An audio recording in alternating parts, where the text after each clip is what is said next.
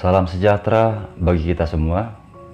Demikianlah tadi nas khotbah yang boleh kita baca masing-masing dari kitab Matius 27 ayat 1 sampai 10 dengan topik manusia tidak untuk diperjualbelikan.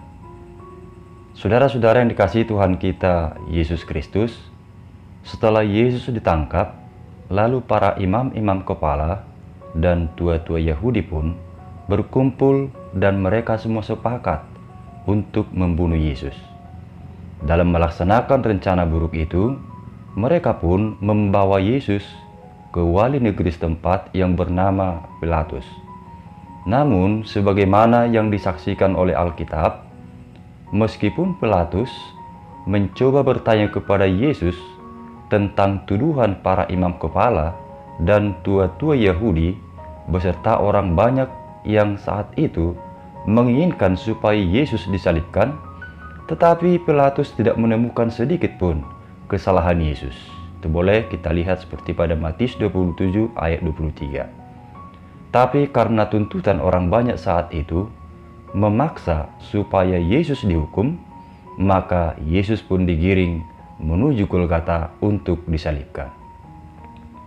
Ketika Yudas mengetahui bahwa Yesus yang telah dikhianati itu telah dijatuhi hukuman mati, ia pun menyesal.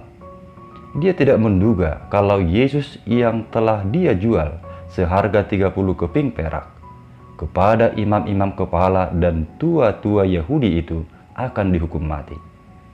Dan sebagai wujud penyesalannya, Yudas pun mengembalikan uang perak sejumlah 30 kepada para imam kepala dan tua-tua Yahudi sambil berkata, "Aku telah berdosa karena menyerahkan darah orang yang tak bersalah."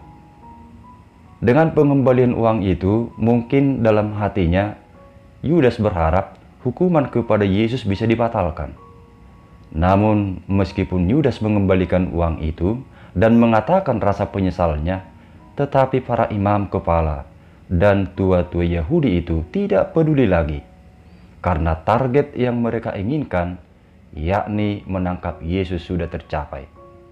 Malah mereka berkata kepada Yudas, "Apa urusan kami dengan itu? Itu urusanmu sendiri."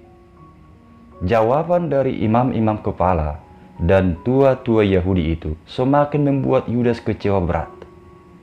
Dia pun melemparkan uang 30 perak itu ke dalam bait suci. Kemudian dia pergi dan menggantung diri atau bunuh diri. Saudaraku, penyesalan yang ditunjukkan oleh Yudas sesungguhnya baik, tetapi sangat disayangkan. Penyesalannya itu tidak berlanjut pada pertobatan, malah berujung pada bunuh diri. Sungguh tragis memang kehidupan Yudas. Dia yang tadinya seorang murid Yesus, yang juga dipercayakan menjadi seorang bendahara dari antara murid Yesus, tetapi hatinya telah dibuka untuk dikuasai iblis, dan pada akhirnya hidupnya harus berujung dengan bunuh diri. Sementara uang yang dilemparkan Yudas ke bait suci itu dipakai oleh para pengurus bait suci untuk membeli sebidang tanah dari tukang priuk dan dijadikan sebagai tempat pemakaman orang asing, dan tanah itu diberi nama Tanah Darah, karena mereka menganggap uang yang dilemparkan Yudas ke bait suci itu adalah uang darah. Hal itu sekaligus untuk menggenapi firman Tuhan yang sudah dinubuatkan oleh Nabi Yeremia di masa pelayanannya dan juga Nabi Zakaria di masa pelayanannya. Seperti yang boleh kita baca pada Zakaria 11 ayat 12-13. Saudaraku, berangkat dari topik khotbah saat ini, manusia tidak untuk diperjualbelikan.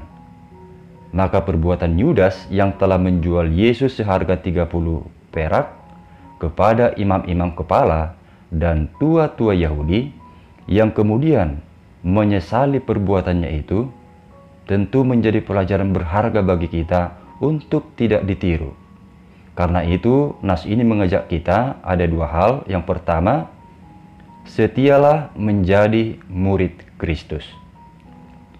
Saudaraku, anugerah keselamatan yang telah kita terima melalui penebusan Kristus itu telah menjadikan semua orang percaya sebagai murid-murid Kristus, yakni orang-orang percaya yang mau belajar tentang segala ajaran Kristus dan mengabdikan diri kita untuk hidup mengikut Kristus.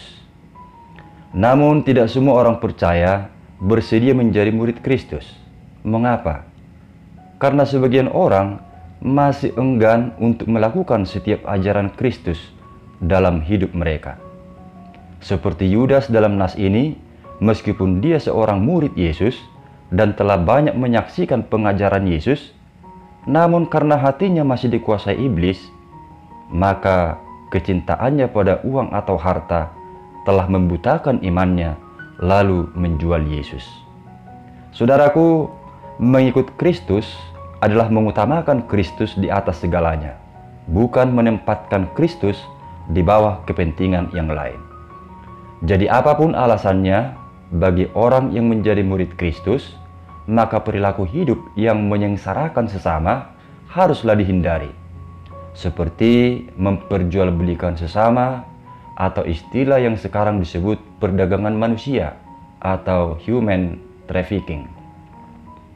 Perdagangan manusia adalah perbuatan kejahatan yang mengeksploitasi sesamanya, baik itu perempuan, anak-anak, laki-laki, yang bertujuan untuk berbagai hal, seperti kerja paksa, perbudakan, pelacuran, pengambilan organ tubuh, dan sebagainya. Perdagangan manusia itu banyak dilakukan melalui perekrutan, pengiriman, atau penampungan orang-orang dengan cara ancaman atau kekerasan demi tujuan eksploitasi. Lalu alasan kemiskinan, kesulitan hidup, dan juga rendahnya tingkat pendidikan, ini sering membuat banyak orang jahat melihatnya sebagai sebuah peluang usaha untuk meraup keuntungan dengan perdagangan manusia. Tidak heran begitu banyak wanita dan anak-anak di bawah umur yang tertipu dengan iming-iming kerja sampai ke luar negeri, kemudian mengalami pelecehan, diperbudak, dan sebagian organ tubuhnya diperjualbelikan. Perbuatan demikian tentu sungguh keterlaluan ketika ada orang merasa berhak untuk memperdagangkan sesamanya dan merampas kemerdekaan sesamanya, lalu dipaksa untuk hidup dalam keadaan yang serupa dengan perbudakan. Ingatlah, manusia bukanlah diciptakan oleh manusia, tapi oleh Tuhanlah kita manusia diciptakan. Saudaraku, kita sebagai murid Kristus terpanggil untuk menghindari dan memerangi perilaku yang menyengsarakan sesama, seperti perdagangan manusia, termasuk menjual diri untuk memenuhi keinginan dagingnya.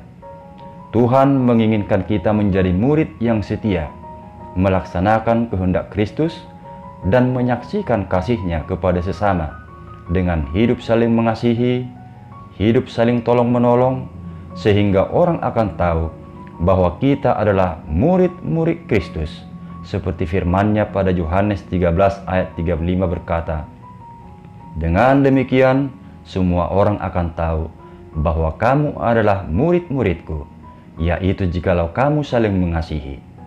Maka dari itu, sekali kita menjadi murid Kristus, tetaplah setia menjadi pelaku-pelaku kehendak Tuhan. Yang kedua, sesalilah kesalahan yang terjadi dan segeralah jalani pertobatan bersama dengan Tuhan. Saudaraku, setiap orang tentu pernah melakukan kesalahan dan membuatnya menyesal. Tidak peduli bagaimana situasi atau berapa lama kita membawa beban rasa bersalah yang mungkin menyedihkan itu, tetapi Tuhan selalu siap dengan pertolongannya. Kasih-Nya selalu terulur dengan menyelamatkan kita. Firman Tuhan berkata, "Sebab Allah mengutus anak-Nya ke dalam dunia bukan untuk menghakimi dunia, melainkan untuk menyelamatkannya oleh Dia." Yohanes 3 ayat 17. Kerinduan Tuhan adalah untuk mengampuni kesalahan dan dosa setiap orang yang datang kepadanya, agar kita dipulihkan dan beroleh keselamatan melalui Yesus Kristus. Namun begitupun, tidak sedikit orang menyesali perbuatannya, tetapi tidak segera memperbaiki pola hidupnya yang salah.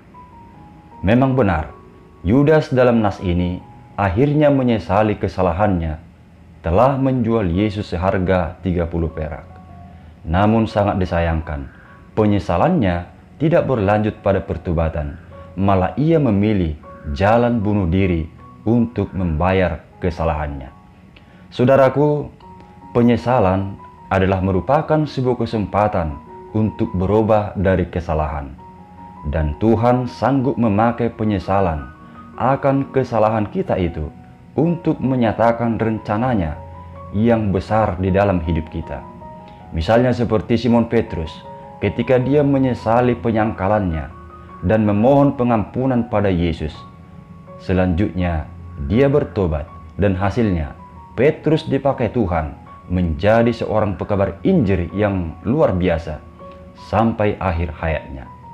Kiranya penyesalan dan pertobatan Petrus itu boleh menjadi motivasi bagi kita untuk bangkit dari keterpurukan karena dosa. Karena itu, menyesallah bila sesama kita pernah sengsara karena kesalahan kita, atau karena perbuatan-perbuatan lain yang membuat sesamamu kehilangan haknya, dan segeralah mohon pengampunan dari Tuhan, lalu jalanilah pertobatan hidup hanya bersama Tuhan. Firman Tuhan berkata, "Aku tidak berkenan kepada kematian orang fasik, melainkan aku berkenan kepada pertobatan orang fasik itu dari kelakuannya supaya ia hidup." Yehezkiel 33 ayat 11a.